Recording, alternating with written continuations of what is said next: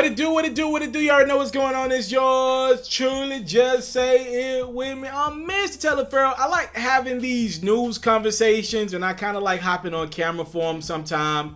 Kind of vibe out with y'all. Let me know where y'all heads at with it as well. The baby who is about to have the #1 album in the country, as I did project. He's on pace to sell about 150,000 units, 155,000 units with his album Kirk. That's pretty much for his dad, right? It's literally in tribute to his father who passed away earlier this year. Rest in peace. The baby's about to have #1 album. I think I projected him to do 180 to 200, so I wasn't that far off. I knew what we were doing here, and I think Gates, by the way, is going to do about 60, 65,000 first week. I literally said Gates was going to do 60. So I ain't trying to toot my own horn here, but when I give y'all those projections, I'm usually pretty decent with them. So salute to all these artists that's doing good, selling records in hip-hop. But I want to focus on something that the baby said. Now, obviously, conversations like this don't happen too much in the mainstream perspective, but because the baby is on fire like he is right now, I saw a clip of this. This is what his interview with Ebro over there at Beats One, not Hot 97, but Beats One. And I thought it really presents a very interesting conversation that I would love to have with you guys. It was in reference to Kendrick Lamar and J. Cole's music really not hitting the hood the way other people's music do. All right, so this is what the baby told Ebro, and I want to come back and get y'all comments afterwards, and I'll give you a little bit of reaction.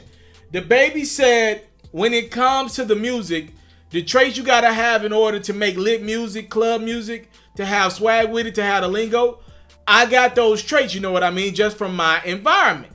I came up and I got the brains to be able to play around with the words. When I listen to Kendrick Lamar verse or J. Cole verse, I hear everything that them motherfuckers are saying. Like the first time I listen to it, I understand it. I can digest it. A lot of people can listen to shit like that and then go over their head. A lot of people just want to hear the beat, but I can actually do both. So I think the baby kind of entered a really good conversation and I want to keep going. I want to further that bad boy. So what is the baby saying? He's pretty much saying the hood don't digest Kendrick Lamar and J. Cole's music like, I don't know, mainstream America does. And he's saying that one thing he likes about himself is he can talk that lingo to the hood but still make club bangers. That's one reason why I put the baby up there as a guy who's going to be a rap superstar.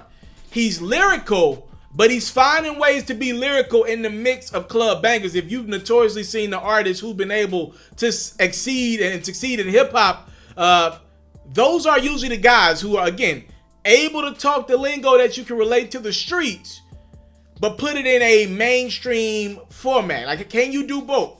Can you be able to hit the mainstream target, but somehow, some way, the streets don't feel like they've been cheated? I feel like one dude that's been really great at it was Jeezy. Jeezy was super great at giving you mainstream records, but talking about real street shit just in interesting ways, right? Referencing drugs or dope to chicken and all type of like certain different foods. He was great. Oh my gosh.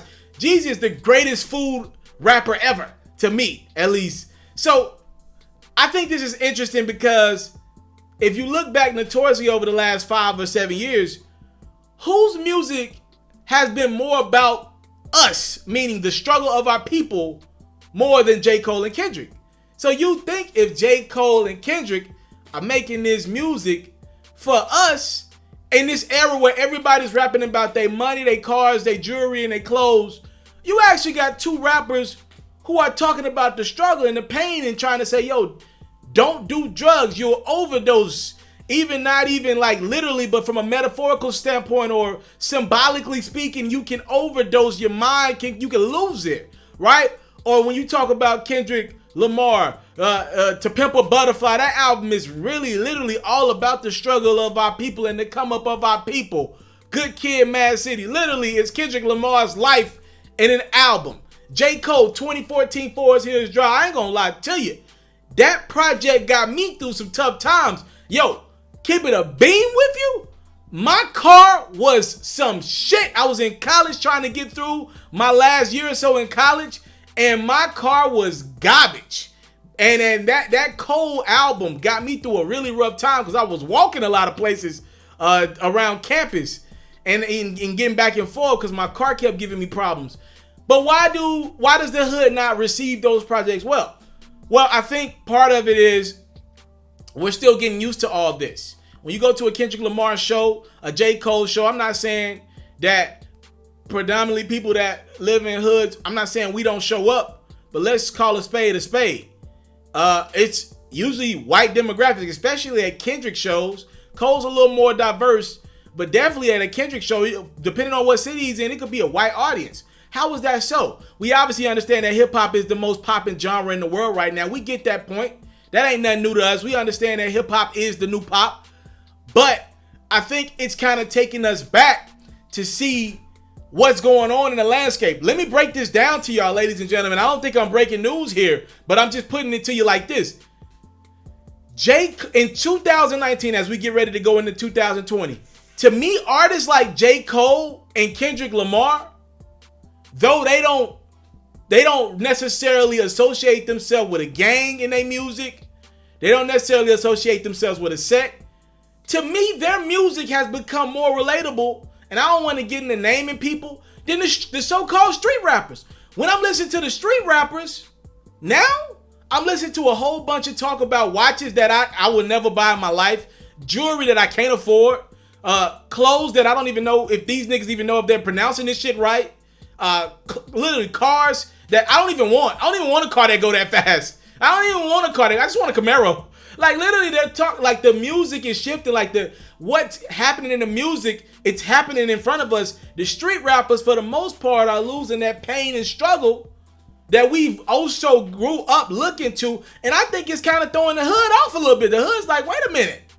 We thought the street rappers taught us, but they get up and they forget where they came from. Now they content start talking about shit that don't really mean anything in the grand scheme of things. They're not talking about real estate or how to own property or how to own your rights and all that. For the most part, all we hearing is a whole bunch of talk about what these niggas got and how many chicks they can smash in one night.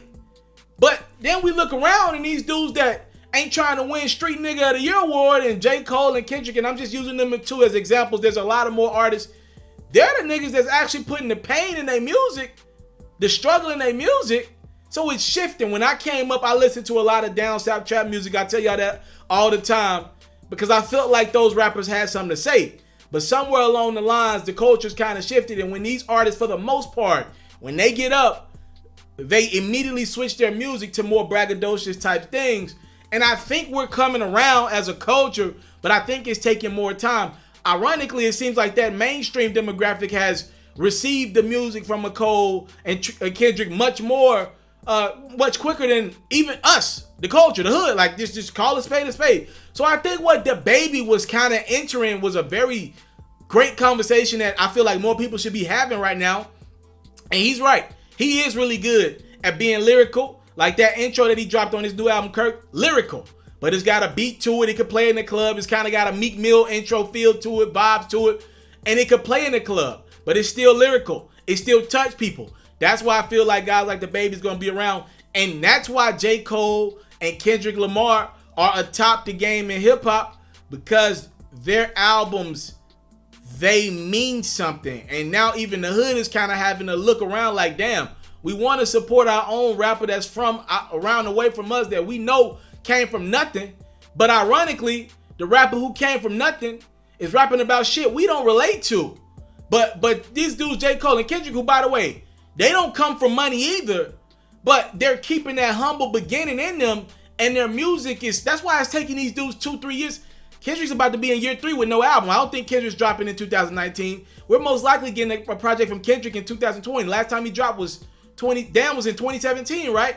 So now we're looking around like, wait, the struggle and pain and the ones that are taking their time with their project and not just rushing shit out is these dudes. So I just think it's super interesting. Great conversation to have. Y'all let me know what y'all think about it in the comment box below.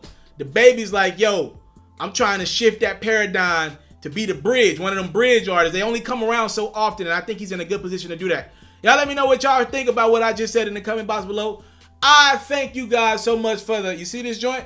It's the Time, Love, and Support hoodies. And they on the way, by the way. The time, I get this right. The Mr. Taliaferro Time Love Support hoodies are on the way. I thank y'all so much for the love. I'm out. I came from nothing, but I want everything God has for me. I interview celebrities. I talk sports. I still represent the culture. All the kids, they tuned in. We locked in right now, Mr. Mr. Taliaferro. Shout out to Mr. Taliaferro. Watching Mr. Taliaferro TV. Mr. Taliaferro TV.